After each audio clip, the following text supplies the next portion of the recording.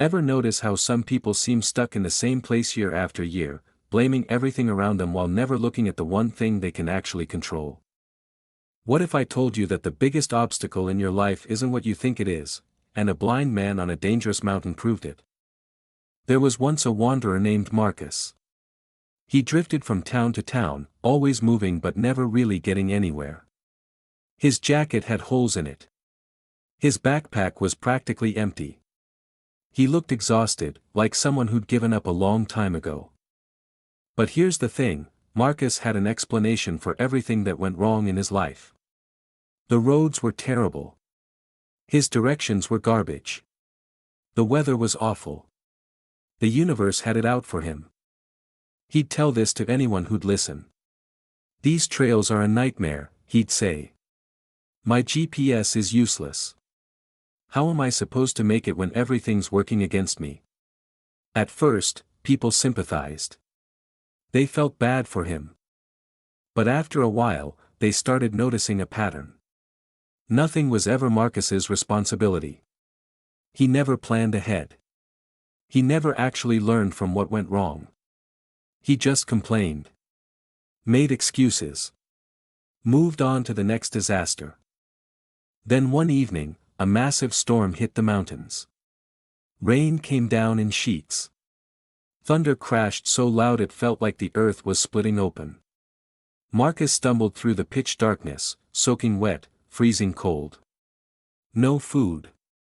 No shelter. Completely and utterly lost. That's when he saw it, a faint glow in the distance. A small cottage perched on the hillside.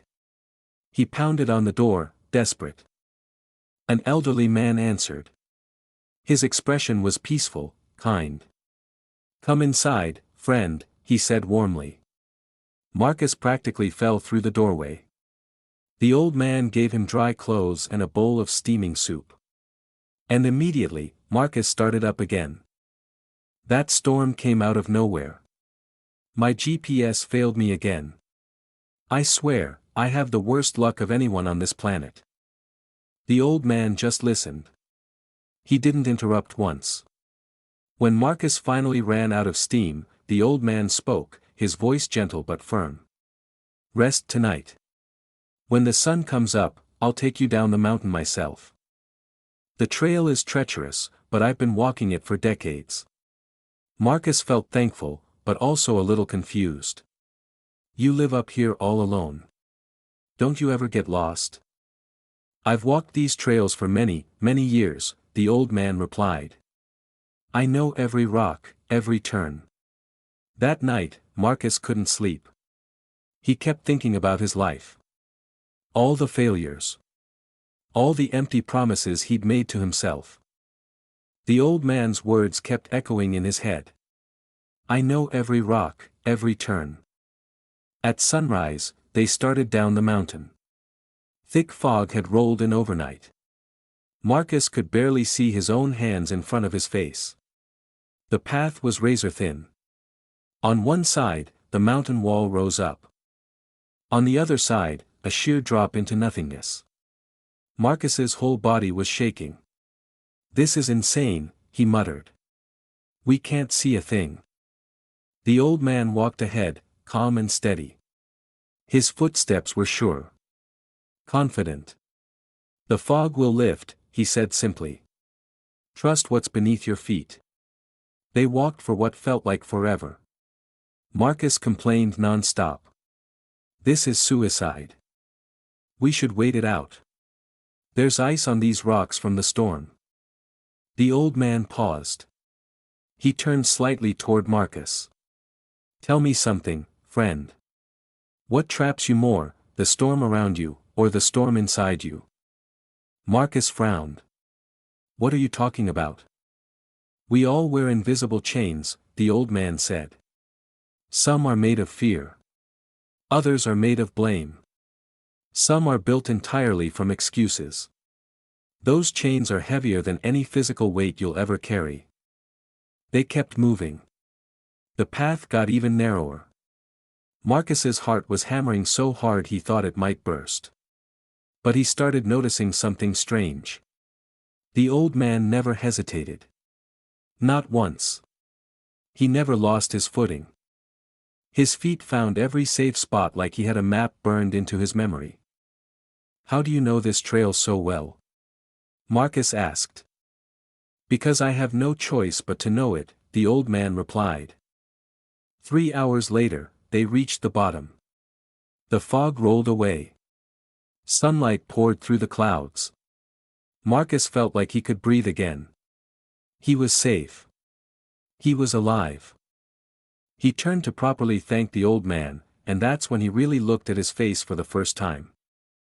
The old man's eyes were clouded over. Milky white. They didn't focus on anything. You can't see," Marcus whispered, his voice barely audible. The old man smiled softly. "I've been blind since the day I was born. I've never seen sunlight. Never seen the mountain. Never seen the path we just walked." Marcus felt like the ground had disappeared beneath him. This man had just guided him down a deadly mountain trail in thick fog after a storm. This man had never seen anything. Ever. "But, how?"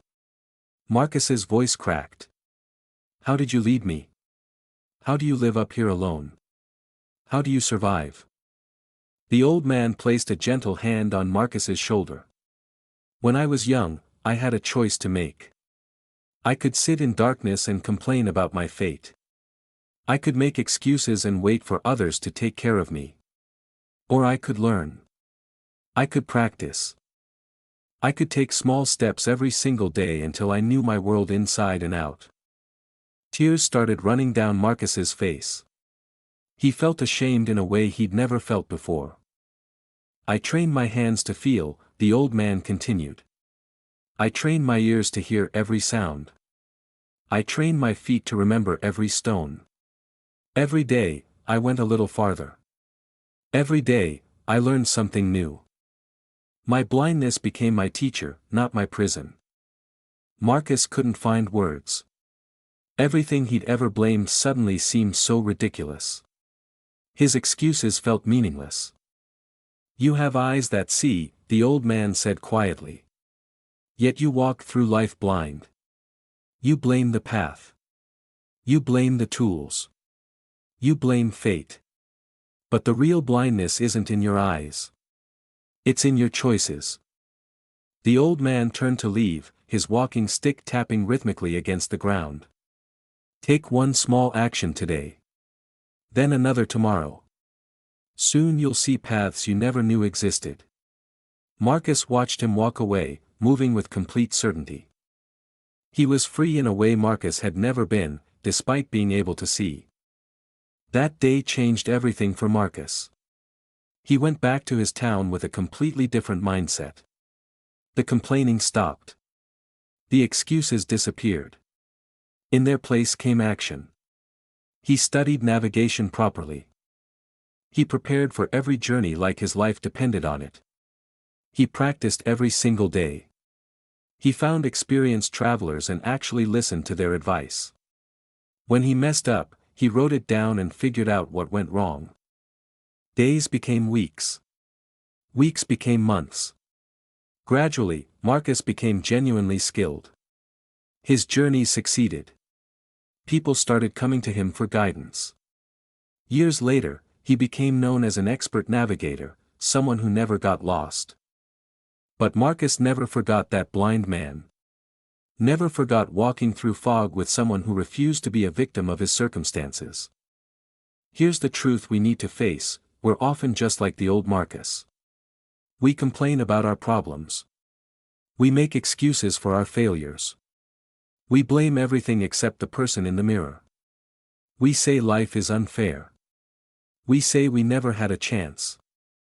But the reality is brutally simple. Our excuses are the real blindness. They keep us trapped. They keep us small. They're invisible chains we choose to wear every single day. What if you stopped complaining? What if you stopped making excuses? What if you took one small action right now? The path opens when you stop blaming it. Change begins when you stop avoiding it. You have power you've forgotten how to use. You have eyes that can see, use them to find your next step. You have hands that can work, use them to build something new. You have a mind that can learn, use it to grow stronger. Stop waiting for perfect conditions. Stop blaming your circumstances. Start with one small change today. Then another tomorrow. If this story hit home for you, drop a comment below. What part spoke to you the most? And if you know someone who's carrying around heavy excuses right now, share this with them. Sometimes we all need a reminder that the only real prison is the one we build ourselves. Subscribe for more stories like this. Let's take this journey together.